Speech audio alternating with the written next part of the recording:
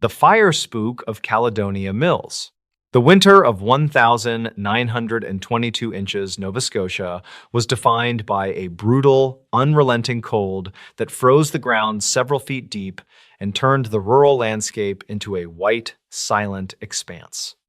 In the isolated farming district of Caledonia Mills, located in Antigonish County, the isolation was not merely a geographical fact, but a psychological reality. The farms were spaced far apart, separated by dense stretches of timber and snow-choked roads that were often impassable for days at a time. It was in this setting of extreme solitude and environmental hardship that one of the most disturbing and well-documented cases of paranormal activity in Canadian history unfolded. The event centered on the farmhouse of Alexander MacDonald, a respectable and elderly farmer who lived there with his wife and their adopted daughter, Mary Ellen, who was 15 years old at the time. The narrative of what occurred in that house has been pieced together from contemporary newspaper reports, the sworn testimony of neighbors, police records, and the detailed case files of the psychical researchers who eventually descended upon the property. It is a story that begins with small incongruities and escalates into a survival situation where the very elements of the home seem to turn against its inhabitants.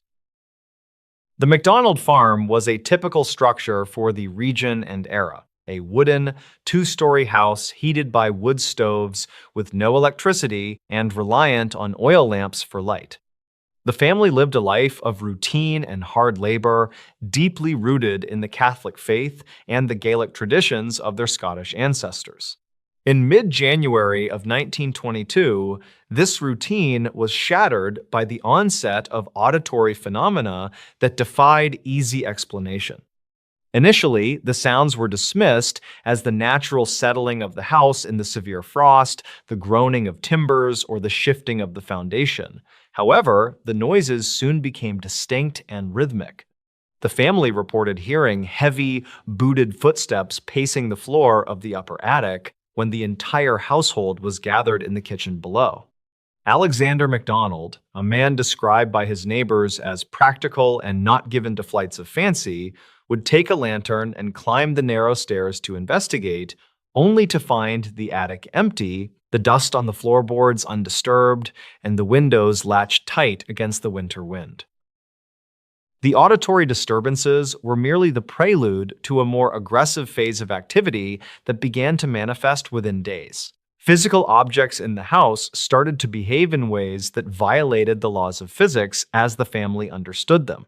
It began with small displacements, items vanishing from their usual spots and reappearing in unlikely locations. A heavy weaving loom, a fixture of the household's domestic work, was reported to have been tampered with, parts of it dismantled or moved when no one was in the room. This escalation from noise to physical interaction created an atmosphere of profound unease. The sanctity of the home, the one place of safety against the harsh Canadian winter, was being violated by an unseen agency. The psychological toll on the family was immediate. Sleep became difficult, and the tension in the house rose with each passing night. The situation transitioned from unsettling to dangerous with the outbreak of the fires. This is the aspect of the Caledonia Mills case that sets it apart from typical haunting narratives and places it into the category of a fire poltergeist, or unexplained incendiary phenomenon. The first fires were small and seemingly impossible. The family would smell smoke and rush to find a small blaze starting in a corner of a room, on a piece of wallpaper, or in a pile of fabric.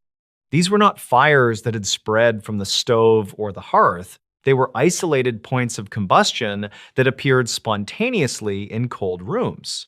On one particularly chaotic day, reports state that over 30 separate fires broke out within the house between morning and evening.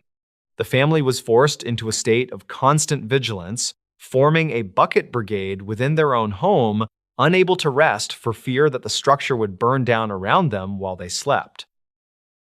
The nature of these fires was a subject of intense scrutiny by the neighbors who came to help. In a rural community like Caledonia Mills, A distress signal from a neighbor was answered immediately. Men from the surrounding farms, including the McGillivray and Carroll families, arrived to assist the McDonalds. These were experienced farmers who understood fire, wood, and combustion. They witnessed events that they could not reconcile with their understanding of the world. One neighbor, Alex McGillivray, provided a sworn account of seeing wet towels, which had been hung out to dry, suddenly burst into flames. The fire was described as blue and quick, consuming the surface of the fabric before being extinguished. The anomaly of wet cloth igniting without an external heat source was deeply disturbing to the witnesses. It suggested that the fires were not the result of accidents or standard arson, but something else entirely. As the phenomena intensified, the McDonald family was forced to flee their home. They sought refuge in the houses of their neighbors, hoping that the distance would provide safety. However, the phenomena appeared to be attached to the family itself rather than the location. Reports from the neighbors' homes indicated that small fires and movements of objects continued to occur in the presence of the McDonalds, specifically when Mary Ellen was nearby. This led to a growing suspicion and fear within the community. The fire spook, as it came to be called, was no longer just a problem for Alexander McDonald, it was a threat to anyone who harbored them. The social dynamic of the community began to fracture under the stress, with fear mingling with sympathy for the plight of the elderly couple and their daughter. The case garnered significant attention from the press, with newspapers in Halifax and beyond running sensational headlines about the mystery farm and the ghost of Caledonia Mills. This publicity brought a new wave of observers, curiosity seekers, and eventually, the authorities. The local police were baffled. They investigated the possibility of arson, as was their duty. They looked for accelerants, matches, or devices that could have set the fires. They found nothing. The sheer frequency of the ignitions, sometimes happening in front of witnesses who were watching the occupants closely, made it difficult to build a case for human deception. How could a teenage girl or an elderly man strike a match and light a fire on a wall 10 feet away without being seen by a room full of people? The lack of a rational explanation forced the authorities to leave the case open and unresolved. It was at this juncture that Dr. Walter Franklin Prince entered the narrative. Dr. Prince was a renowned researcher from the American Society for Psychical Research in New York. He was a man of science, a skeptic by trade, and a psychologist who specialized in the study of dissociation and abnormal psychology. He traveled to Nova Scotia in late February 1922 to conduct a formal investigation. His arrival marked a shift in the case from a local folklore event to a subject of serious inquiry. Prince did not stay in a hotel. He moved into the farmhouse with the family and the neighbors who were guarding them. He subjected the household to a rigorous protocol of observation, documenting the temperature, the humidity, the movements of every person, and the exact timeline of every reported incident. Prince's investigation took place during a ferocious blizzard that sealed the farm off from the outside world. For several days, he was trapped with the family, providing him with a unique opportunity to observe the domestic dynamics in a pressure cooker environment.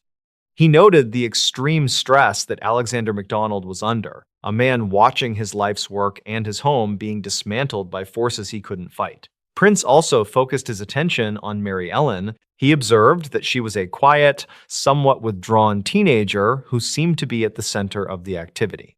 Prince was careful to note that he did not believe she was maliciously faking the phenomena for attention. Instead, he began to formulate a theory based on the psychological concepts of the time. During his stay, Prince witnessed several phenomena himself, although he always stopped short of declaring them paranormally proven. He saw objects that had moved while his back was turned. He smelled the smoke of fires that started in empty rooms. However, in his final report, he leaned heavily toward a theory of automatism. He posited that Mary Ellen, suffering from the stress of her environment and possible cognitive challenges, was entering a dissociative state. In this state, he argued, she was surreptitiously starting the fires and moving the objects using sleight of hand that was so practiced and unconscious that she herself might not have been aware of it. He suggested that her senses were heightened, allowing her to act with incredible speed and stealth, fooling the watchful eyes of her parents and the neighbors. This explanation, while scientifically palatable to the academic community in New York, did not sit well with the witnesses in Caledonia Mills. The farmers who had stood watch in the kitchen disputed the idea that a young girl could outwit them all. They pointed to the heavy furniture that had been overturned items that would require the strength of a grown man to move. They cited the fires that started on ceilings or in places Mary Ellen could not reach without a ladder. There was a fundamental disconnect between the clinical analysis of the outsider and the visceral, terrifying experience of the locals. To the people who smelled the smoke and felt the heat, the automatism theory felt insufficient to explain the violence and the physics of what they had seen. One of the most unsettling aspects of the case, often overshadowed by the fires, was the effect on the livestock. Witnesses reported that the cattle in the barn would become terrified for no apparent reason, breaking their tethers and injuring themselves. On one occasion, the cattle were found to have been moved or tied in complex knots that would have taken time to arrange. Yet, it happened within minutes. Animals are often cited in folklore as being sensitive to supernatural presence, and their distress added a layer of primal fear to the events. It signaled that the disturbance was not limited to the house, but permeated the entire property. The McDonalds were farmers. The safety of their animals was paramount. The chaos in the barn was as devastating to them as the fires in the parlor. The culmination of the events came with the removal of Mary Ellen from the home.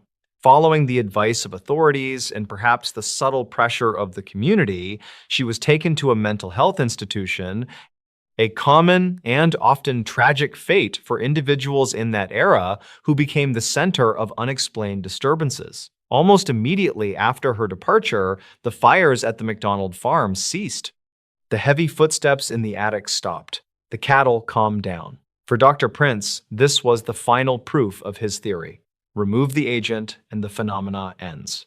It was a neat, logical conclusion to the investigation. However, the aftermath of the haunting left a permanent scar on the landscape and the community. The McDonalds did not stay in the house long after the events. The structure, tainted by the memories of that winter and the stigma of the spook, was abandoned. It stood empty for years, a dark monument in the fields of Caledonia Mills. Local lore tells of people avoiding the road that passed the farm after dark. The house eventually fell into ruin, reclaimed by the harsh Nova Scotia weather, rotting into the earth until only the cellar hole remained. The physical evidence of the fires, the scorched wood, the burnt wallpaper disappeared, leaving only the oral history and the written reports. The ambiguity of the Caledonia Mills mystery lies in the details that Prince's report could not fully explain. There were incidents recorded by the police where Mary Ellen was physically restrained or under direct observation when a fire broke out in another room. There were the blue flames that burned cold, damaging only the surface of objects. There was the sheer volume of incidents, hundreds, over the course of a few weeks, that would have required a logistical mastermind to execute without detection. The skepticism of the era dismissed these outliers as observation errors, but for modern researchers of the paranormal, they represent the poltergeist signature, a chaotic, high-energy disturbance that mimics human agency but exceeds human capability. The story of the Caledonia Mills fire spook is also a tragedy of isolation. It highlights the vulnerability of a family living on the edge of civilization, reliant on themselves and their neighbors for survival. When that support network was threatened by the inexplicable, the psychological damage was profound. Alexander MacDonald died not long after the events, a man broken by the loss of his home and his standing in the community. Mary Ellen lived out her life in obscurity, forever marked by the winter of 1922. The human cost of the haunting was real, regardless of whether the cause was supernatural or psychological. In the decades that followed, the case became a staple of Nova Scotian folklore, but it retained a level of credibility that other stories lacked due to the involvement of Dr. Prince and the existence of police files. It was not a campfire tale invented to scare children, it was a matter of public record. The fire marshal's office had been involved. The American Society for Psychical Research had published a book on it. The events had a weight and a density that resisted easy dismissal. It remains one of the few cases where a poltergeist was investigated as a potential arsonist by the state, blurring the line between criminal investigation and paranormal research. The recurring theme of the fire starter in paranormal literature often centers on an adolescent, leading to theories about psychokinetic energy released during puberty. While this remains a pseudoscience, the Caledonia Mills case fits the profile perfectly. The energy in the house was described as electric. Witnesses felt a heaviness in the air before a fire started. Some reported a prickling sensation on their skin. These physiological reactions suggest that the environment itself was charged, creating conditions where combustion became possible. Whether this was generated by Mary Ellen's mind or by an external entity feeding off her energy is the question that remains unanswered. The final analysis of the Caledonia Mills mystery forces us to confront the limits of our perception. The neighbors who sat in that kitchen, watching the stove and the walls, were not superstitious fools. They were practical, hard-headed people who knew the difference between a trick and a threat. They saw things that terrified them. They saw wet towels burn. They saw heavy looms slide across the floor. To dismiss their testimony entirely is to display an arrogance of the present over the past. They were there, we were not. They smelled the smoke, we only read the reports. Today, the site of the MacDonald farm is quiet. The snow still falls just as heavily in Antigonish County, burying the hills in silence. But for those who know the history, the land is still charged with the memory of that winter. It stands as a reminder that the boundary between the domestic and the uncanny is thinner than we like to believe. We build our houses to keep the nature out, to keep the cold at bay, and to create a safe space for our families. But in 1922, in a farmhouse in Nova Scotia, something demonstrated that the walls could not protect the inhabitants from a force that was already inside.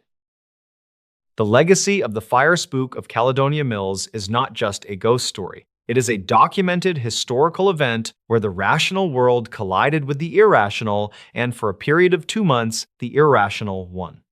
The fires eventually stopped, but the questions they raised continue to burn in the archives of the unexplained, leaving a smoke trail that leads back to a lonely, frozen farm and a mystery that will likely never be fully solved. The sound of the gray forest. The interior of the Olympic Peninsula in Washington state is defined by its density and a specific type of silence that carries a heavy weight. In the early 1990s, a small group of experienced forestry surveyors and environmental researchers began documenting a series of sensory anomalies in a remote drainage basin located several miles from any maintained trailheads. The area was characterized by old-growth cedar and hemlock trees that blocked out a significant portion of the daylight, creating a permanent twilight on the forest floor even during the height of summer.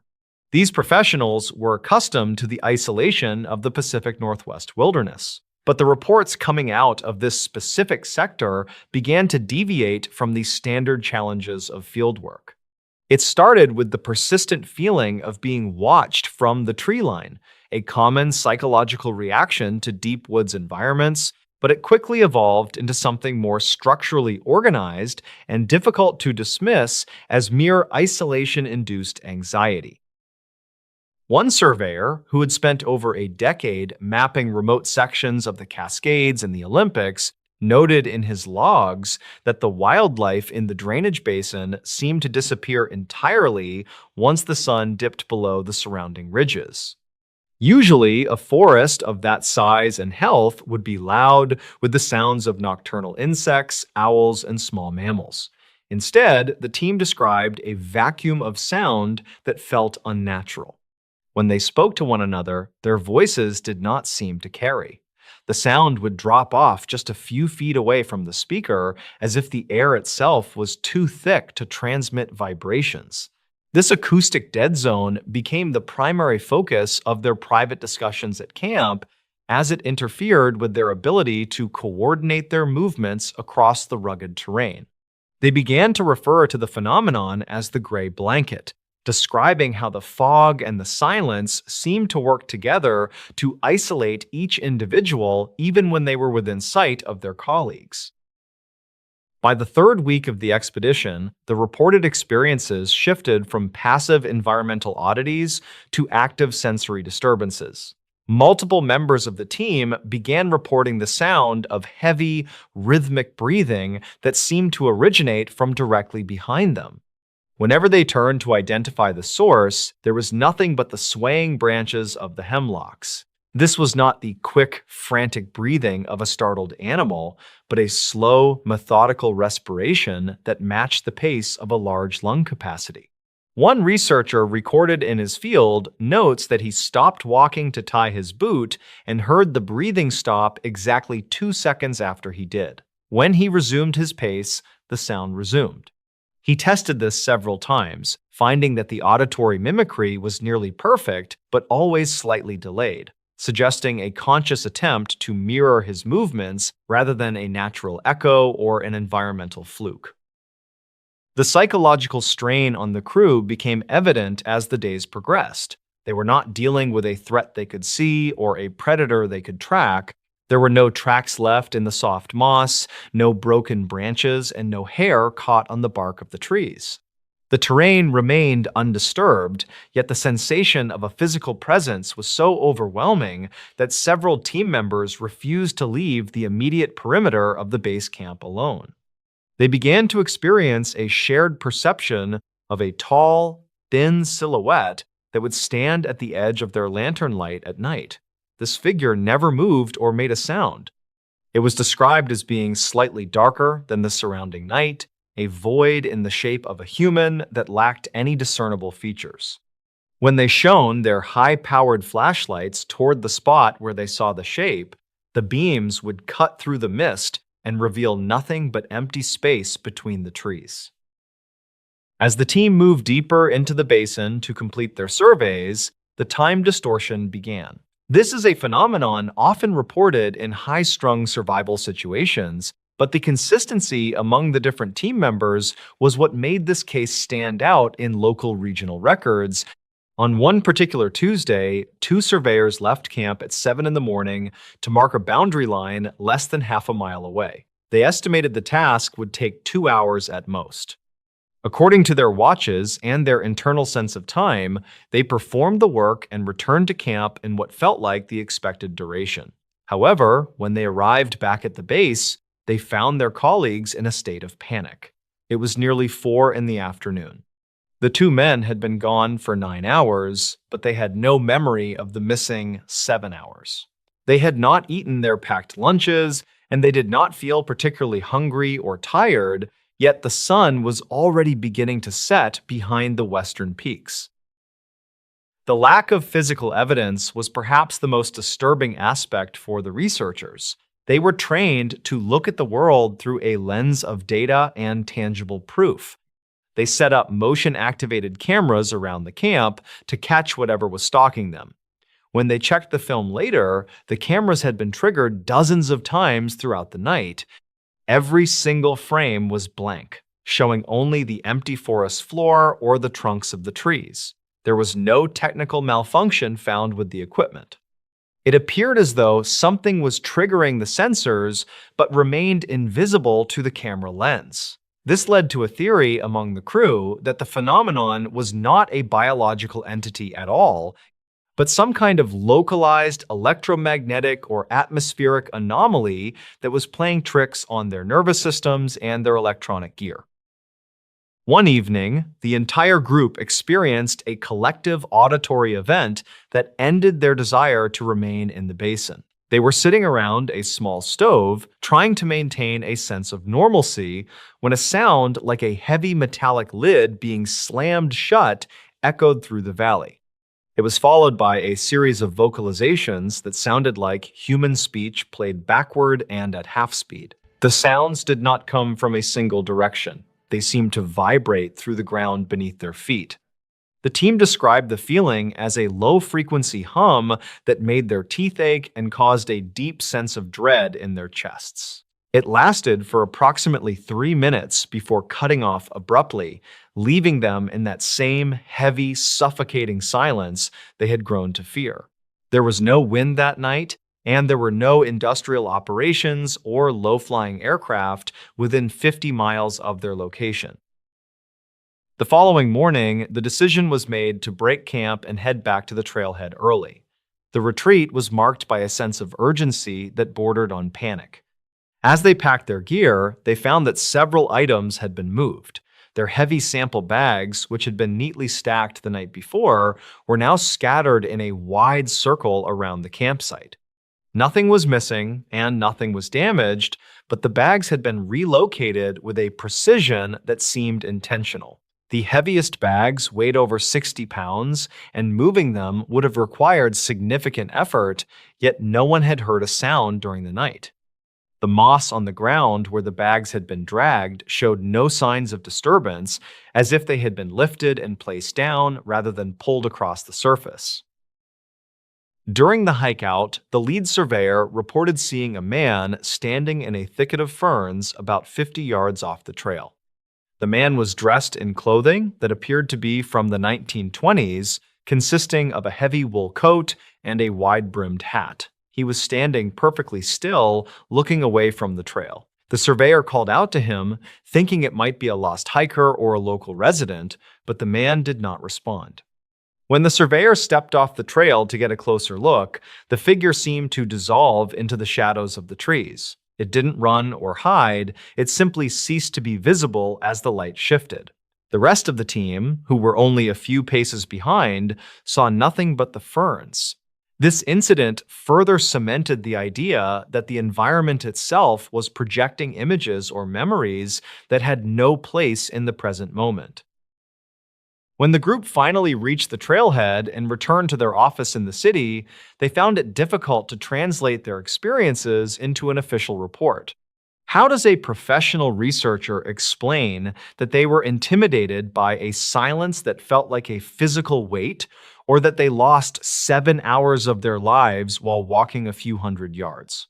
The official documentation of the survey noted the geographic data and the soil samples they managed to collect, but the personal journals of the men involved told a much different story. They spoke of a place where the laws of physics and the boundaries of human perception seemed to blur. They spoke of a forest that felt less like a collection of trees and more like a single, massive consciousness that was aware of their presence and was slowly trying to incorporate them into its own distorted sense of time. In the years following the expedition, several members of the team returned to the Olympic Peninsula, but none of them would go back to that specific drainage basin. Local records from the area reveal a history of similar reports dating back to the late 19th century. Loggers in the 1890s wrote about the whistling trees that would sound like human voices calling out names in the dark. Native American oral traditions also warned of certain valleys in the interior that were avoided because they were considered places where the veil between the world of the living and the world of the unseen was dangerously thin. These stories were often dismissed as folklore or the results of cabin fever, but for the men who experienced the events in the 1990s, the fear was grounded in a very modern, very tangible reality. One of the most lingering effects of the encounter was the change in the team's perception of sound. Several members reported that for months after leaving the forest, they had difficulty sleeping in complete silence. They had grown so accustomed to the oppressive, artificial quiet of the basin that the normal sounds of a suburban neighborhood, the hum of a refrigerator, the distant sound of traffic felt abrasive and loud. Conversely, if they found themselves in a truly quiet room, they would start to hear that same rhythmic breathing they had heard in the woods. It was as if a part of their auditory processing had been permanently recalibrated by the environment they had stepped into. They were no longer able to trust their own ears, constantly questioning whether a sound was real or a lingering echo of the Olympic interior. The mystery of the missing time was never solved. No evidence of drug exposure, carbon monoxide poisoning, or shared delusional episodes could be found. The men were in peak physical and mental health prior to the trip. The equipment they used was calibrated and functioning correctly. The only common denominator was the location itself. Geologists have since looked into the area, noting that the specific mineral composition of the rock in that basin might create unusual magnetic variances, but nothing that would account for the level of sensory distortion reported by the witnesses. The magnetic theory also fails to explain the visual sightings or the organized movement of the heavy equipment. As the story of the survey team faded into local legend, it joined a long list of unexplained occurrences in the deep woods of the American Northwest. These are stories that don't involve monsters in the traditional sense, but rather a fundamental breakdown of what we consider to be reality. The forest remains there, a sprawling, indifferent expanse of green and gray. The drainage basin is still remote, rarely visited by anyone today. The trees continue to grow in the permanent twilight, and the silence remains as heavy as it was 30 years ago. For those who know where to look in the archives, the reports of the breathing woods and the missing hours serve as a quiet reminder that there are still pockets of the world where the human experience is not the dominant one. The psychological impact of the incident led one of the researchers to pursue a secondary career in acoustic ecology, trying to understand how soundscapes can influence human behavior and perception. He never found a perfect match for what he heard in the Olympics, but he did discover that certain low-frequency vibrations can induce feelings of paranoia and the sensation of being watched. However, he admitted that this scientific explanation didn't quite cover the visual elements or the synchronized loss of time. He remained convinced that while science could explain the symptoms, it couldn't explain the source. To him, the basin was a place where the environment was actively trying to communicate something, even if the human brain wasn't equipped to translate the message. The events are often cited in specialized circles as a classic example of an environmental haunting. Unlike a traditional haunting centered on a house or a grave, an environmental haunting is tied to the land itself. It is a recurring pattern of energy or perception that is triggered by specific conditions in the natural world. In this case, the combination of the dense canopy, the unique geography of the basin, and perhaps the specific weather patterns of the Olympic Peninsula created a perfect storm for a reality-bending experience.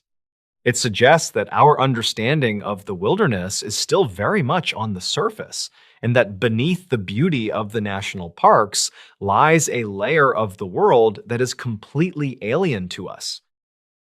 The narrative of the Gray Forest serves as a cautionary tale for those who venture too far off the beaten path without respecting the power of the landscape. It isn't about the fear of a predator or the fear of getting lost. It is the fear of losing one's grip on the fundamental truths of existence. The men who walked into that basin were professionals who believed in maps, watches, and the reliability of their own senses. They walked out as men who understood that maps can be wrong, Watches can skip hours, and senses can be manipulated by the very air they breathe. The unresolved tension of their story lies in that realization. The forest didn't attack them, it simply showed them that they didn't belong there, and that their presence was being tolerated by something much larger and much older than they could imagine. In the end, the records of the expedition were archived in a regional forestry library where they remain to this day. They are tucked between reports on soil acidity and timber yields, a strange and unsettling anomaly in a sea of dry data. Occasionally, a new researcher or a curious hiker will stumble upon the files and read about the breathing sounds and the missing hours. They might laugh it off as a joke or a product of the isolation, but if they ever find themselves in the deep interior of the Olympic Peninsula as the sun begins to set, they might find their thoughts returning to those old reports. They might find themselves listening a little more closely to the silence, and they might find themselves checking their watches a little more often, wondering if the time they are seeing is the same time the rest of the world is experiencing. The persistence of the gray blanket phenomenon suggests that these incidents are not isolated to a single decade or a single group of people. Rather, they are a part of the long-term history of the region. Every few years, a story emerges from the Olympics that mirrors the experiences of the 1990s team. A hiker reports hearing their own name called out by a voice that sounds exactly like their mother's. A camping group finds their tent move 20 feet in the middle of the night without waking them. A photographer discovers a silhouette in the background of a shot that wasn't there when they pressed the shutter. These are the modern echoes of an ancient mystery, a set of experiences that defy classification and remain stubbornly outside the reach of conventional investigation. What makes this particular case so compelling is the lack of a definitive ending. There was no grand reveal, no confrontation, and no resolution. The team simply left, and the forest remained. This lack of closure is what keeps the story alive in the minds of those who study it. It forces us to confront the idea that some things in this world are not meant to be understood, they are simply meant to be witnessed. The gray forest is a place of witness, a location where the natural world performs a slow, silent drama that we can only catch glimpses of. It reminds us that for all our technology and our desire to map every inch of the planet, there are still places that remain dark, quiet, and fundamentally unknown. The surveyor who first noted the breathing sounds eventually retired to a small town on the coast, away from the heavy timber and the deep valleys. He spent his final years looking out at the ocean, an environment that he found much more honest than the forest. The ocean was dangerous, yes, but its dangers were visible and its sounds were consistent. It didn't mimic you, and it didn't steal your time. He rarely spoke about the 1990s expedition, but when he did, he always mentioned the same thing. He didn't care about what the thing in the woods was. He only cared that he had gotten out before the forest decided he was a part of it. His story, like the stories of the others, remains a testament to the unsettling power of the American wilderness and the thin line between reality and the unexplained. The geography of the Olympic Peninsula continues to shift as the years go by. New growth covers old trails, and landslides alter the shape of the valleys. The drainage basin where the events took place may look different today, but the core of the environment remains the same. It is a place of extreme moisture, extreme density, and extreme isolation. Those who study the area from a distance suggest that the specific combination of environmental factors there might never be fully replicated elsewhere, making it a unique laboratory for the strange. But for those who have been there, it is not a laboratory. It is a place where the air feels like a physical presence and where the silence has a heartbeat of its own. One detail that often gets overlooked in the archival reports is the state of the team's equipment months later. Several of the electronic devices that were used during the survey, handheld radios and GPS units, began to fail in strange ways. The radios would occasionally pick up low-frequency signals that sounded like heavy breathing even when they were turned off and the batteries were removed. The GPS units would sometimes display coordinates that didn't correspond to any location on Earth, showing the devices to be thousands of miles away or in the middle of the ocean. These technical glitches were dismissed as hardware degradation due to the moisture of the rainforest, but for the team members, it was a lingering reminder of the distorted reality they had inhabited.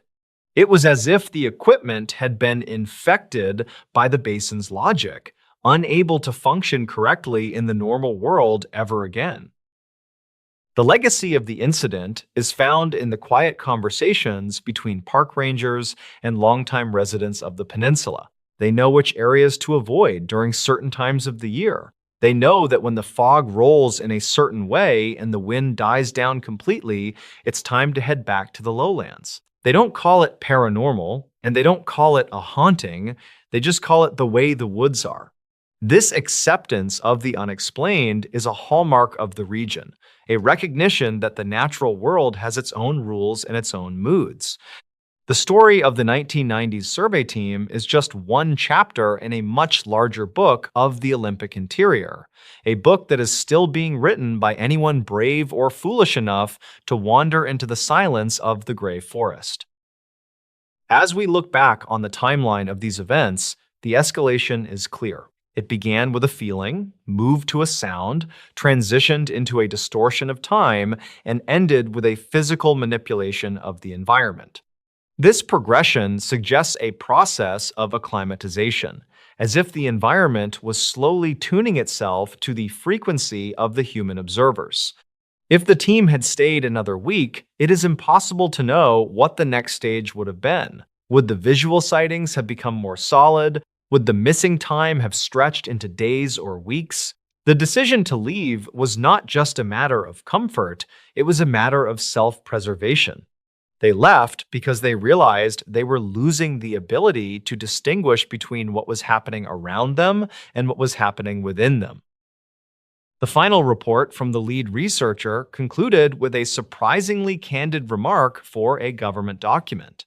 He wrote that while the mission was a success in terms of data collection, he recommended that the specific sector be designated as a restricted area for future research. He didn't provide a scientific justification for this, but simply stated that the psychological toll on personnel was too high to justify further exploration. The recommendation was never officially adopted, but the sector remains largely ignored by the Forestry Service to this day. It is a place that has been effectively erased from the map by a consensus of silence. The mystery of the gray forest stands as a prominent example of how the real world can sometimes produce experiences that are more frightening than any fictional story. There are no jump scares here, no gore, and no clear villain. There is only the slow realization that the world we think we know is actually a very thin veneer over something much more complex and much more indifferent to our existence. The men of the survey team were not victims of a crime, but they were victims of a profound loss of certainty. They learned that the forest is not just a place we visit, it is a place that can visit us, changing our perception of time, sound, and reality itself. And once that change has happened, there is no going back to the way things were before.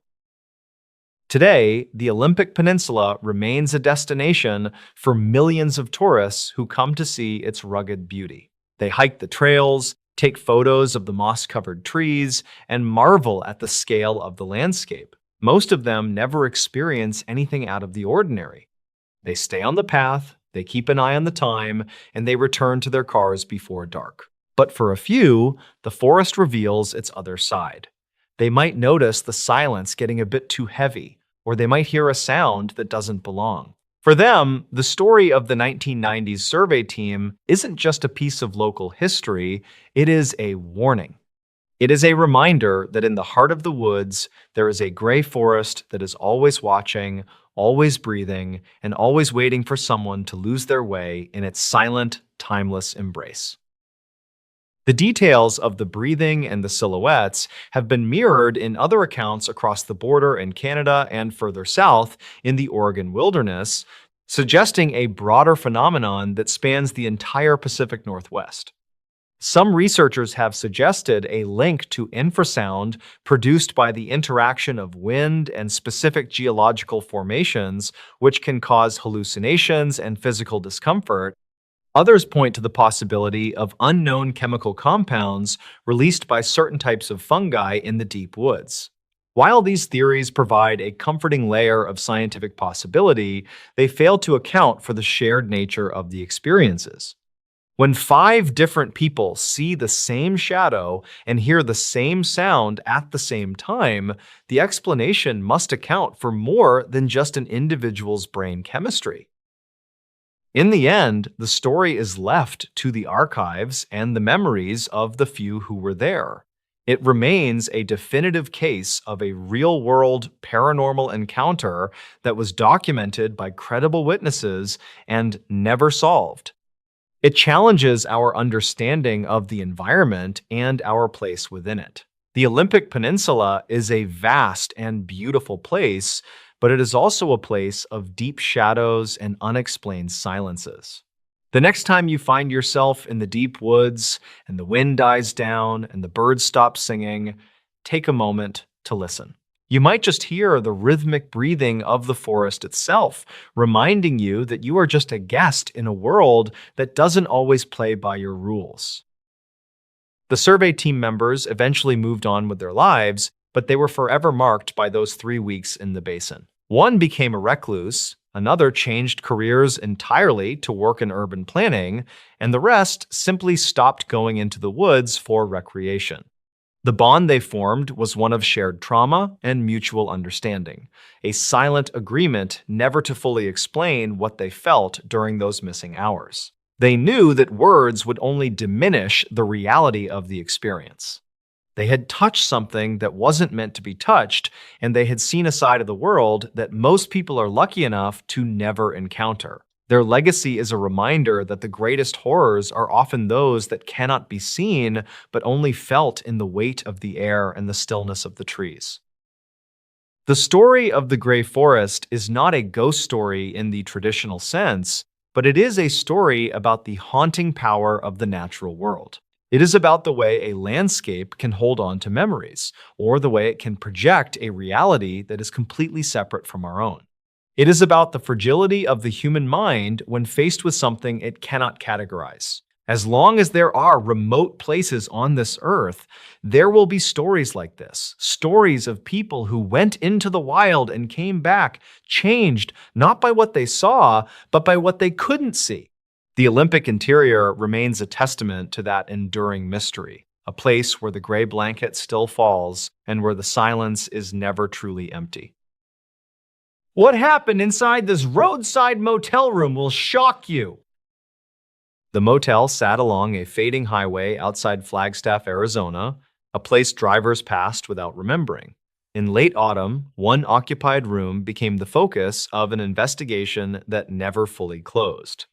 What happened inside room 11 was reconstructed later through records, interviews, and conflicting testimony. No official report ever described a clear sequence of events. Daniel Mercer was 34 years old, a freelance wildlife photographer traveling between seasonal contracts. He checked into the roadside motel, reportedly seeking rest, before heading north to document winter migration patterns. Dispatch logs show his phone last connected to a local cell tower shortly after sunset. The front desk clerk recalled nothing unusual about him, only that he asked for a quiet room. State records confirm he paid cash for 2 nights. The second person tied to the case was Lila Henson, age 29, a substitute teacher from Prescott. County file notes state she was driving alone toward Utah to visit her sister after a school term ended. She later told investigators she stopped because her car overheated near the motel. Some locals claimed they saw her speaking with Mercer near the vending machines that evening. Investigators never confirmed whether the two knew each other before that night. A third individual appears only indirectly in archived notes, a man identified as Thomas Reed, age 48, employed as a night maintenance worker. His stated purpose at the location was routine repair and security checks. Reed reportedly told deputies he heard loud voices from room 11 around 11:30 p.m. Dispatch logs list no complaint calls from other guests during that window. Records conflict on whether Reed entered the room that night. According to motel key data, room 11 was accessed twice after midnight. The system was outdated, and investigators noted possible logging errors in state records. Lila Henson claimed she returned to her car before midnight and slept inside it. Surveillance footage from the parking lot was overwritten within 72 hours. Some locals claimed the motel cameras never worked to begin with. Inside room 11, investigators later documented overturned furniture and a shattered bedside lamp. There were no clear signs of forced entry, according to the county file. Archived notes mention a strong metallic odor, though no source was identified. Blood traces were reportedly found, but not enough to determine injury severity. Investigators never confirmed whether the scene suggested a struggle or panic. Daniel Mercer was reported missing 2 days later when he failed to appear at a scheduled ranger checkpoint north of the city. Park Service records show his vehicle was still parked at the motel. His camera equipment remained inside the room, undisturbed according to initial inventory. State records indicate his wallet and phone were missing. No official explanation addressed why he would leave essential gear behind. Lila Henson was questioned once and released without charges. She reportedly told investigators that Daniel appeared nervous and distracted when they spoke briefly. She denied entering his room and said she left the property early morning. Dispatch logs confirm her car was seen on a highway camera at dawn. Investigators never confirmed whether she was alone in the vehicle. Maintenance worker Thomas Reed resigned 3 weeks after the incident. Archived notes mention inconsistencies between his written statement and later interview.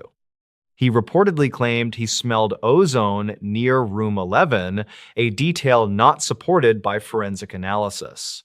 Some locals claimed Reed avoided discussing the case afterward. State records show no further follow-up interviews were conducted. Search efforts focused on nearby Forest Service land and abandoned mining roads. Rangers found no trace of Mercer despite favorable weather conditions. County file notes mention reports of unusual radio interference during the search. Investigators never confirmed any connection between those reports and the disappearance. The case remained classified as a missing person with undetermined circumstances. In the weeks following the disappearance, investigators revisited the motel several times. County file entries describe minor structural damage behind the drywall near room 11. No explanation was given for how it occurred or when. The motel owner reportedly repaired it without documentation. Records conflict on whether samples were collected before repairs. Archive notes show that Daniel Mercer had photographed unusual animal tracks days earlier near a restricted forest area. The images were stored on a memory card recovered from his camera. Some prints appeared distorted, inconsistent with known species, according to one ranger. Investigators never confirmed whether the photos were relevant to the motel incident. State records list the images as inconclusive. A separate lead emerged involving a payphone once located across the highway. Dispatch logs recorded a brief call placed at 12:42 a.m. from that phone. The call lasted less than 30 seconds and did not connect. Some locals claimed the phone produced static even when working. Investigators never confirmed who attempted the call. The payphone was removed the following year. Lila Henson contacted authorities again 3 months later. She reportedly said she remembered hearing knocking while inside her car that night. Her statement conflicted with her earlier claim of uninterrupted sleep. County file notes show investigators questioned the change but took no action. Records conflict on whether her revised account was formally recorded. Some locals claimed stress influenced her memory. During a routine audit, state records revealed an unlogged maintenance entry for room 11. The timestamp fell between 1:15 and 1:40 a.m. Thomas Reed denied making the entry when contacted by phone. Archive notes state he ended the call abruptly. Investigators never confirmed if the system error was human or technical. The audit report offered no conclusion. Park rangers later reported finding Mercer's jacket near a seasonal creek bed. The location was 12 miles from the motel and difficult to access on foot. The jacket showed no signs of tearing or blood. Dispatch logs indicate the item was logged but not photographed. Records conflict on whether the jacket was verified by family. Investigators never confirmed how it reached the area. Some locals claimed unusual lights were seen near the tree line that same week. These reports were included in archive notes but marked as unverified. Investigators attributed them to distant vehicles or equipment. No formal interviews were conducted regarding the sightings. State records show no attempt to correlate times or locations. The claims remained anecdotal. A private investigator hired by Mercer's family reviewed county files 2 years later. His report noted missing timestamps and altered page numbers. He reportedly suggested evidence handling errors rather than misconduct. Investigators never responded publicly to his findings. State records acknowledged receipt of the report without comment. The family declined further interviews. Room 11 was eventually renumbered during a motel renovation. No plaque or marker references the incident. New management stated they were unaware of the case details. Archive notes confirm original records were boxed and stored off-site. Some locals claimed guests still request Room 11 out of curiosity. Investigators never monitored those requests. As of 2024, Daniel Mercer remains missing. His case file is still open but inactive, according to state records. No charges were filed and no official cause was determined. Dispatch logs end without resolution. What occurred inside that roadside motel room remains undocumented. Investigators never confirmed whether anyone else knows more than what was recorded. In later years, former motel guests came forward with fragmented memories. One truck driver reportedly recalled hearing a sharp impact against a wall that night. He said it sounded heavier than a door slam. His statement was never added to the official county file. Records conflict on whether investigators considered him a credible witness. Archived weather data shows temperatures dropped rapidly after midnight. Investigators noted exposure risk if Mercer had left the motel on foot. No footprints were documented around the building despite soft ground conditions. State records list this as an oversight rather than evidence. Some locals claimed wind erased any traces before sunrise. Investigators never confirmed the timeline. A forensic review of the room occurred 6 months later. By then, furnishings had been replaced and walls repainted. Archive notes indicate trace testing was no longer possible. Investigators acknowledged the delay, limited conclusions. County file entries suggest budget constraints influenced the timing. No supplemental report followed the review. Dispatch logs show one unanswered radio transmission from a ranger unit during the initial search. The transmission contained only static and cut off abruptly. Investigators attributed it to terrain interference. Some locals claimed similar interference occurred near abandoned mine shafts. State records do not show further investigation into that claim. The matter was closed administratively. Daniel Mercer's family continued informal searches for several summers. They reportedly focused on water sources and game trails he might follow instinctively. No personal items were recovered during these efforts. County file notes mention family frustration with limited cooperation. Investigators never confirmed whether all search data was shared. Records conflict on agency coordination. Lila Henson eventually relocated out of state. A brief follow-up interview was conducted by phone. She reportedly said she avoided thinking about the motel entirely. Her tone was described as controlled but hesitant in archived notes. Investigators never classified her as a suspect. No further contact was recorded. Thomas Reed was later linked to unrelated employment disputes. None involved criminal allegations, according to state records. Archived notes mentioned difficulty locating him for additional questioning. Investigators never issued a subpoena. Some locals claimed he changed his name. That claim was never verified. Inconsistent evidence handling became a recurring theme in internal reviews. County file summaries reference misfiled photographs and duplicated forms. Investigators acknowledged procedural weaknesses. No disciplinary actions were documented. State records show the department updated protocols the following year. The Mercer case was cited internally without detail. A final lead surfaced when hikers reported hearing voices near the creek at dusk. Rangers searched the area and found nothing. Archived notes classify the report as environmental audio distortion. Investigators never confirmed the source. Some locals continued to avoid the area afterward. No official advisory was issued. The motel still operates under a different name. Room 11 no longer exists on the floor plan. County file closure notes state there is insufficient evidence to determine events. Dispatch logs offer no final entry. What happened that night remains unresolved within official records. Investigators never confirmed whether the full account was ever known. Years after the incident, a retired deputy reviewed old dispatch logs for training purposes. He reportedly noticed time gaps that did not align with standard logging intervals. The gaps were not flagged during the original review. State records indicate the deputy raised the issue informally. No amended report was created. Archived motel invoices show an unscheduled power reset during the early morning hours. The reset affected only one wing of the building. Investigators initially attributed it to aging infrastructure. Records conflict on whether Room 11 was included in that circuit. The motel electrician could not be located for follow-up. The matter was noted without resolution. A former park ranger later stated Mercer had asked about restricted zones days earlier.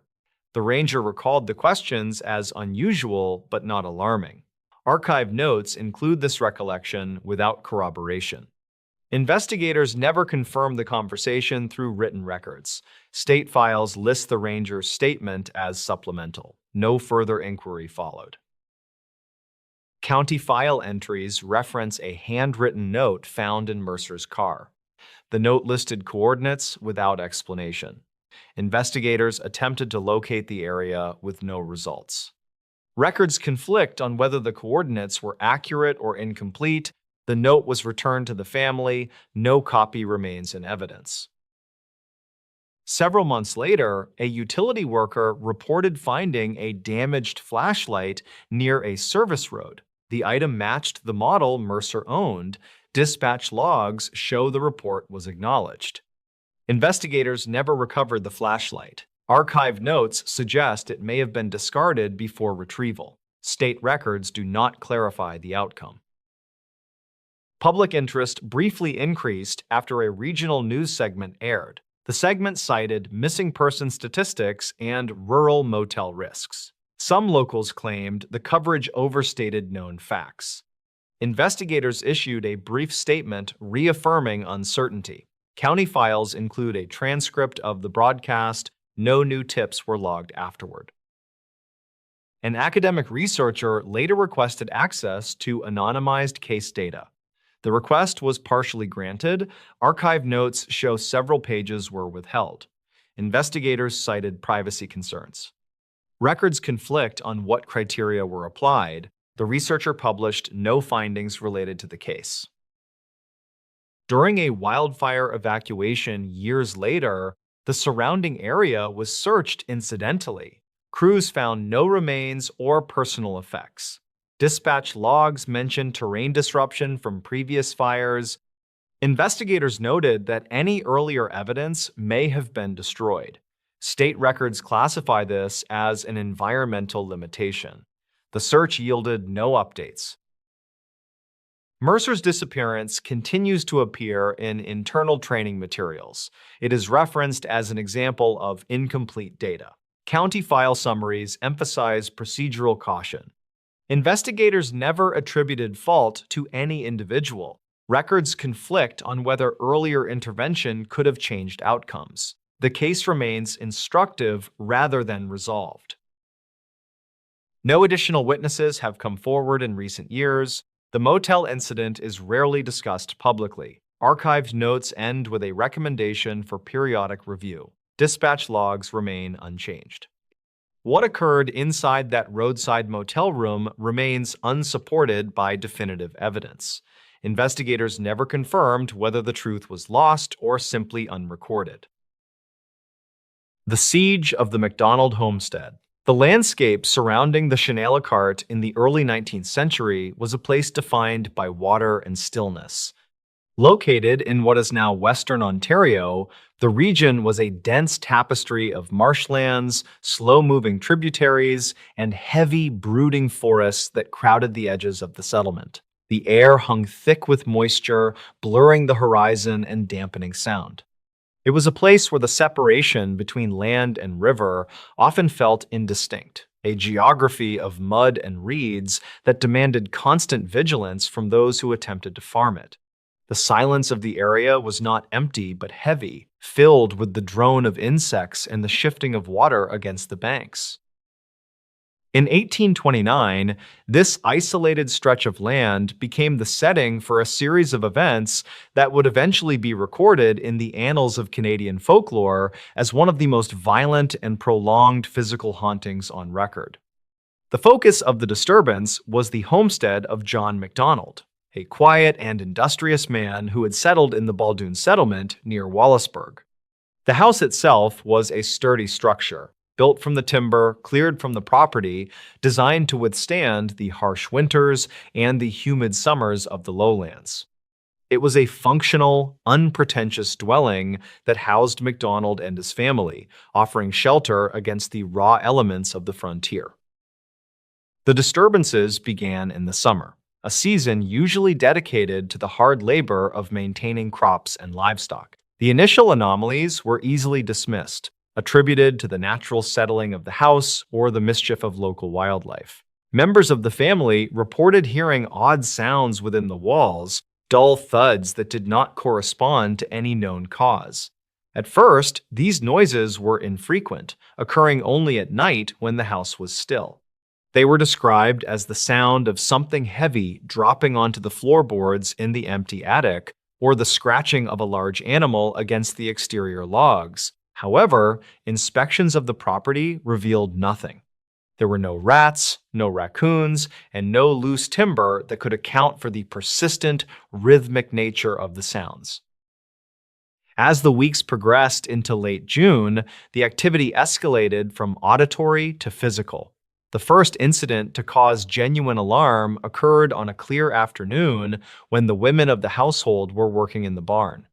Without warning, a heavy wooden pole, part of the roof structure, dislodged itself and fell to the ground. This was followed by another and then another. The women retreated, confused by the sudden structural failure of a building that had been sound only moments before. When John MacDonald investigated, he found the beams lying on the dirt floor, but he could find no evidence of rot or breakage that would explain why they had fallen. He repaired the roof, securing the poles with fresh lashings, only to find them scattered on the ground again the following morning. The phenomenon soon moved from the outbuildings into the main house, marking a shift in intensity. The sound of footsteps became a common occurrence, heavy boots pacing the length of the loft when no one was upstairs. The family would gather in the main room, listening as the invisible walker moved back and forth above their heads. The pacing was deliberate, possessing a cadence that suggested a distinct intelligence rather than a random settling of wood. It would stop when someone climbed the ladder to investigate, only to resume the moment they returned to the ground floor. The atmosphere in the house began to change, the air growing heavy and oppressive, creating a sense of being watched that unnerved even the most skeptical visitors. It was not long before the auditory phenomena gave way to projectiles. The family was sitting at dinner one evening when a small stone dropped from the ceiling, landing on the table with a sharp clatter. It was a smooth, river-worn stone, wet as if it had just been pulled from the water. Before the family could react, another stone fell, then another. They checked the ceiling, the loft, and the windows, but found no gaps large enough to admit the stones, nor anyone outside who could have thrown them. The stones seemed to materialize out of the air itself, dropping straight down rather than flying in a trajectory that would suggest an external thrower. This phase of the haunting continued for weeks. Stones of varying sizes would crash through the windows, shattering the glass. John MacDonald, desperate to protect his home, nailed boards over the window frames, plunging the interior into permanent twilight. Yet, the stones continued to find their way inside. They would drop down the chimney, bounce off the walls, and roll across the floor. Neighbors who came to witness the events reported seeing stones rising from the riverbank and hurtling toward the house, as if propelled by a strong arm, yet the area surrounding the house was empty. Men were stationed around the perimeter of the property with muskets, watching for pranksters, but they saw no one. They stood guard for nights on end, watching the house endure a bombardment from an invisible siege force. The situation deteriorated further when the projectiles changed from stones to lead bullets. These were not fired from a gun, but appeared to be dropped or thrown with significant force. They would smash through the remaining glass or strike the walls with a sound like a hammer blow. Curiously, when the bullets struck a person, they often did so with less force than expected, dropping harmlessly to the ground after making contact. Witnesses described picking up the bullets and finding them warm to the touch. The local authorities were baffled. There was no report of gunfire, no smoke, and no flash, only the physical impact of the lead balls arriving from nowhere. By the autumn of 1829, the MacDonald family was living in a state of constant siege. The psychological toll was immense. Sleep was impossible, as the house was subjected to a nightly barrage of noise and debris. The community of Baldoon, initially skeptical, became deeply involved. People traveled from neighboring settlements to witness the phenomenon. They saw the broken windows, the bruised family members, and the piles of stones and lead that had accumulated in the corners of the rooms. The local clergy were called in to offer prayers, but the activities seemed to mock their efforts, often intensifying during religious observances.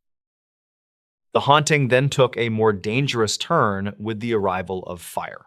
Small, spontaneous fires began to break out within the house. A towel hanging on a rack would suddenly burst into flames. A pile of bedding would begin to smolder and smoke.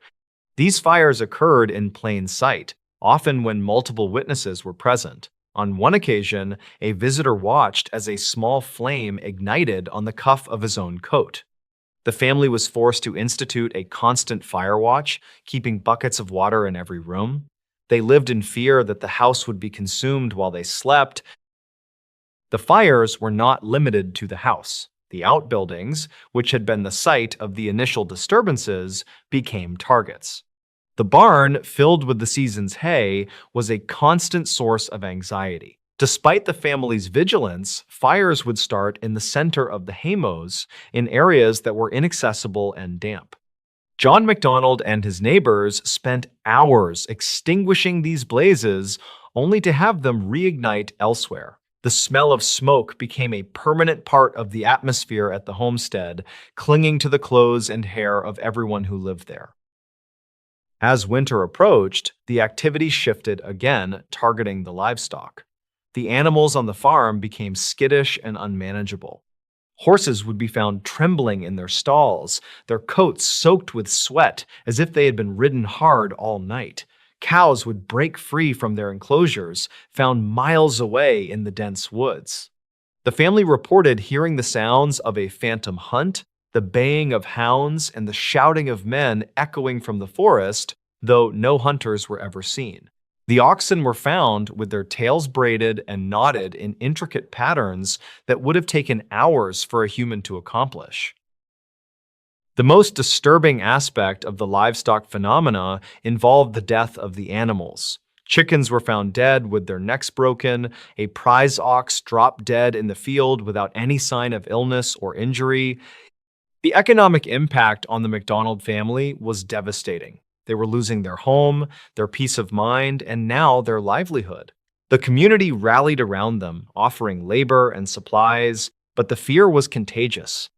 People began to avoid the road that passed by the McDonald property after dark, afraid of being struck by a stray stone or seeing something they could not explain. Reports from the time indicate that John McDonald was a man pushed to the brink of ruin. He sought help from every available source. He consulted with doctors, magistrates, and indigenous elders from the nearby communities. A school teacher named Robert Barker, who fancied himself a researcher of natural phenomena, spent time at the house documenting the events.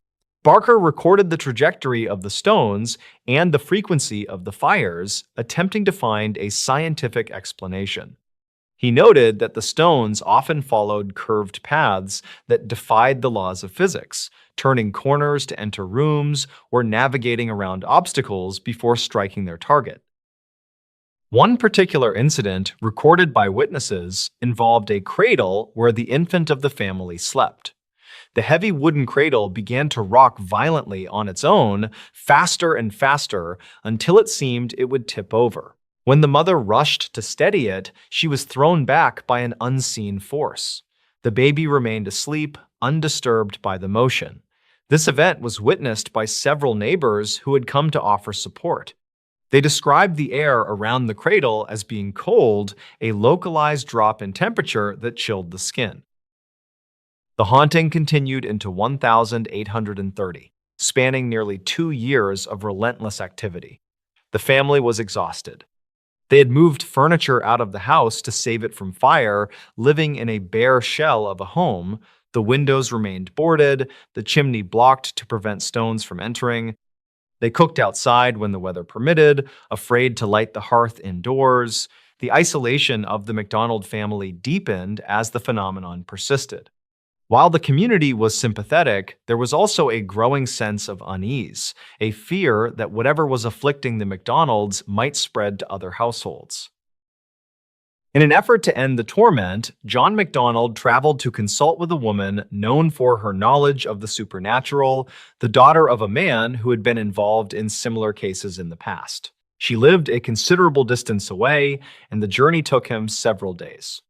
According to the accounts, she told him that the source of the trouble was a localized curse, potentially driven by a neighbor who coveted his land. She advised him to make a silver bullet and shoot a black goose that had been seen among his flock.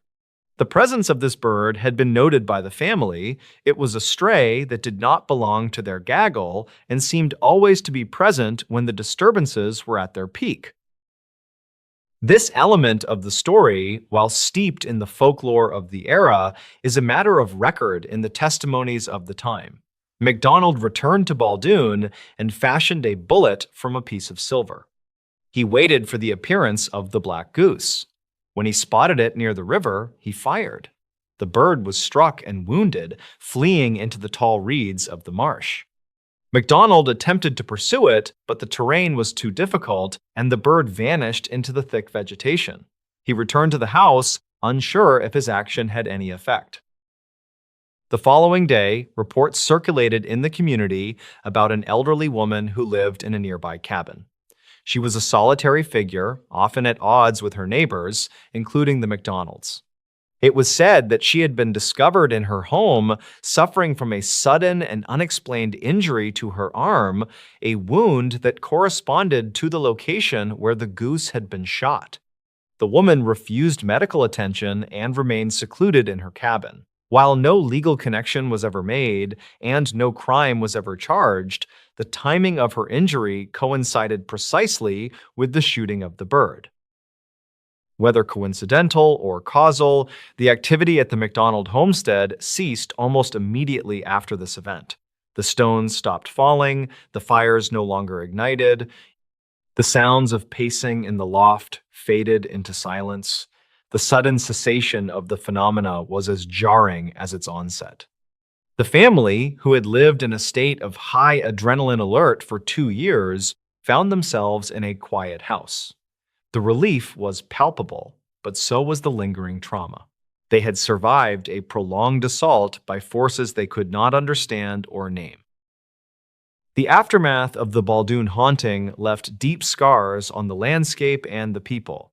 The McDonald house, battered and scorched, stood as a testament to the ordeal. The family worked to repair the damage, replacing the roof and the windows, scrubbing the soot from the walls, but the story of what happened there became a permanent part of the local history. The location was regarded with superstition for generations.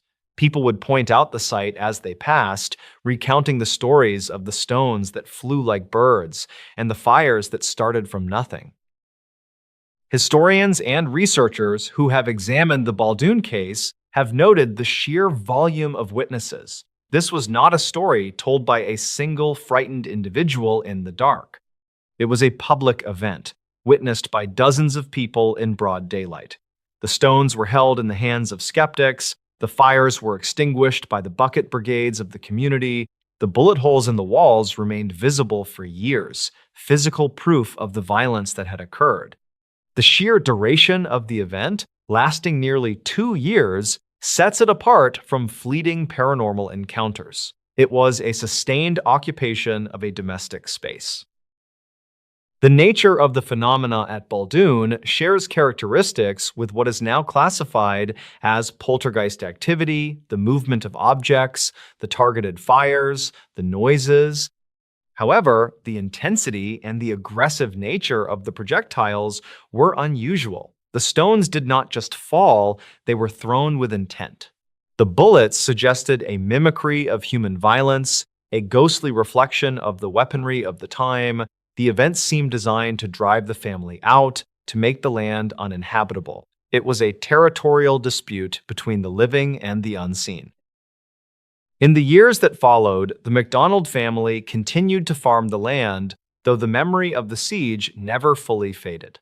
The children who had grown up amidst the crashing stones and sudden fires carried the stories with them into adulthood. The narrative was preserved in family letters and local newspaper articles, which treated the events not as a ghost story, but as a matter of public record, a series of unexplained calamities that had befallen a respected neighbor. The tone of these early reports was one of bewilderment rather than sensationalism. The environment of the Chenille Ecarte likely played a role in the atmosphere of the haunting. The isolation, the swamp gases, and the unique acoustics of the river valley created a setting where reality could feel malleable. Some theories suggested that the phenomena were the result of natural gas leaks or seismic activity, but these explanations failed to account for the intelligence behind the disturbances, the way the stones targeted specific windows, or the way the fires avoided consuming the entire house, starting only in small, controllable bursts until the family was worn down. The legacy of the Baldoon mystery is one of unresolved tension. There was no definitive explanation ever provided. The connection to the elderly neighbor and the silver bullet remains in the realm of folklore, a narrative device used to make sense of the chaos. The reality of what happened inside the McDonald house was likely far more complex and terrifying than the legend suggests. It was a breakdown of the natural order, a period of time where the laws of physics seemed to be suspended within the boundaries of a single property. Today, the site of the haunting is quiet. The original buildings are long gone, reclaimed by the earth and the passage of time. The landscape has changed, drained, and cultivated, the wild marshes tamed. But the accounts remain preserved in the archives of Ontario history. They tell of a time when a family was besieged by an invisible enemy, when the sanctity of the home was violated by forces that defied explanation. The stones of Baldoon may have stopped falling, but the echo of their impact resonates in the silence of the historical record. The specific details of the fires remain particularly baffling to modern researchers. The descriptions of cold fire flames that consumed fabric but did not immediately burn the skin appear in several witness accounts. This detail, often overlooked in summaries, suggests a phenomenon that was not purely thermal combustion. It aligns with other historical poltergeist cases where thermodynamic anomalies were reported. The fires were almost theatrical in their presentation, appearing in the center of a room or on a person's clothing, demanding immediate attention and creating a chaotic spectacle. The behavior of the bullets is equally strange. The fact that they were described as warm but traveled with low velocity upon impact suggests they were not fired from a charge of gunpowder. A bullet fired from a musket would be hot from friction and the explosion, and it would embed itself deeply in wood or flesh. These bullets dropped or were lobbed, yet they possessed enough mass to break glass. It was as if they were being teleported or manifested rather than shot. The collection of lead balls that the family accumulated became a tangible curiosity, a pile of ammunition for a war that had no soldiers. Witnesses also noted the psychological state of the family. They were described not as hysterical, but as grimly determined. John MacDonald was a pragmatist, a man who built his life with his hands. To be confronted with a problem he could not fix with a hammer or a gun was deeply destabilizing. The accounts describe him sitting in his chair, watching the stones fall, his face set in a mask of resignation. He was a man under siege, holding his ground against an enemy he could not see. The role of the community in the Baldoon mystery is significant. In many haunting cases, the victims are isolated and disbelieved. In Baldoon, the community was present, they brought food, they stood guard, they witnessed the events firsthand. This collective witnessing lends the case a weight that is often lacking in other reports. It was not a private delusion, it was a communal crisis. The fear that the infection would spread was a very real concern for the neighbors. They worried that whatever door had been opened at the MacDonald farm might not be easily closed. As the narrative of the Baldoon mystery was retold over the decades, it acquired layers of interpretation. The romanticized version focuses on the silver bullet and the witch, a satisfying conclusion where good triumphs over evil. But the raw data of the case, the 2 years of grinding daily torment, tells a different story. It tells of a survival situation, of a family living in a combat zone within their own walls. It speaks to the fragility of safety and the terrifying realization that the walls we build to keep the world out are permeable to forces we do not understand. The final days of the haunting were marked by an escalation that seemed unsustainable. The fires were becoming more frequent, the damage more severe. It felt as though the phenomenon was building toward a catastrophic conclusion. The sudden stop was the only mercy the family received. When the noise finally ceased, the silence that followed must have been deafening. They waited for the next stone, the next crash, but it never came. The siege was over, leaving them to pick up the pieces of their shattered domesticity. Even now, the story of the Baldoon mystery serves as a reminder of the unknowns that permeate the history of the frontier. It is a narrative of endurance, of a family that refused to be driven from their land despite the overwhelming pressure to leave. It remains one of Canada's most compelling historical mysteries, a sequence of events that resists easy categorization and refuses to be fully explained. The image of the stones rising from the river, dripping wet and cold to strike the house of John MacDonald, is an enduring portrait of the uncanny, a moment where the natural world turned against the people who sought to tame it. The archival records from the era, including the diaries of traveling ministers and the letters of local officials, corroborate the timeline of events. They speak of a great disturbance in the Baldoon settlement, of a visitation that troubled the peace of the entire district. These documents do not offer solutions, they merely record the facts of the disruption. They serve as a sterile, bureaucratic confirmation of the chaos that engulfed the MacDonald homestead. They stand as a sober counterpoint to the more fantastic elements of the oral tradition. In the end, the MacDonald family's experience at Baldoon stands as a singular event in the history of the paranormal. It was not a fleeting glimpse of a ghost or a momentary chill. It was a physical assault, a tangible, destructive force that operated with impunity for months on end. It challenged the rationality of everyone who witnessed it, forcing hard-headed pioneers to confront the possibility that their world was not as solid or predictable as they believed. The mystery of what truly happened in that house near the Chenala cart remains locked in the past, hidden in the silence of the vanished wetlands.